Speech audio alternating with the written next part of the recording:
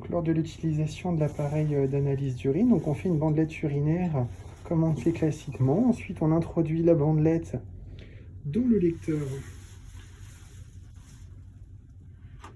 Et puis, comme vous allez le voir, hop, la petite bandelette, elle va être analysée à l'intérieur de l'appareil de façon très rapide.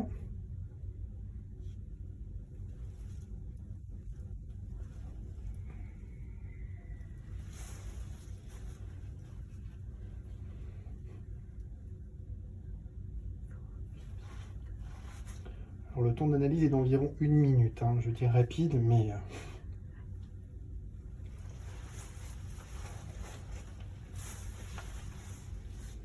Vous allez donc voir, donc un petit ticket va sortir. Et ça nous permet donc du coup d'avoir une trace des résultats des analyses. Et puis comme vous allez voir, ça nous permet d'avoir une analyse clairement plus précise que ce que l'on a avec classiquement la bandelette urinaire. Hop, l'analyse est terminée. Et bien, vous voyez ici le résultat de la bandelette qui va sortir.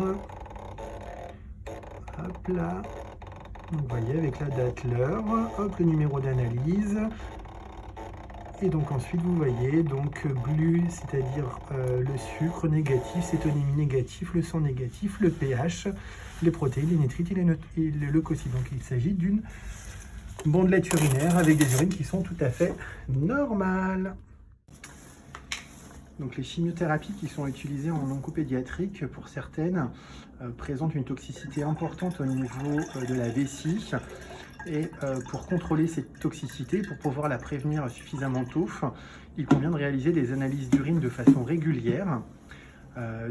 Habituellement, ces analyses d'urine sont réalisées, vous voyez, grâce à la réalisation d'une bandelette urinaire, où on va venir tremper ce genre de petite bandelette dans de l'urine, attendre quelques secondes, et puis après, vous allez voir, on va analyser cette urine sur différents paramètres selon un code couleur, vous voyez, qui est présent sur l'emballage des bandelettes urinaires. Donc c'est une approche qui est très approximative. Vous allez voir que les couleurs des fois sont un petit peu indéterminées, par moments difficile de pouvoir conclure de façon efficace sur la présence ou pas de sang qui pourrait témoigner d'une toxicité de la chimiothérapie. Donc on va vous montrer, hop, donc vous voyez ici, c'est l'échelle pour analyser la quantité de sang dans les urines. Et on va vous placer juste à côté la bandelette urinaire qui vient d'être faite pour un des patients du service. Et donc vous voyez, on peut donc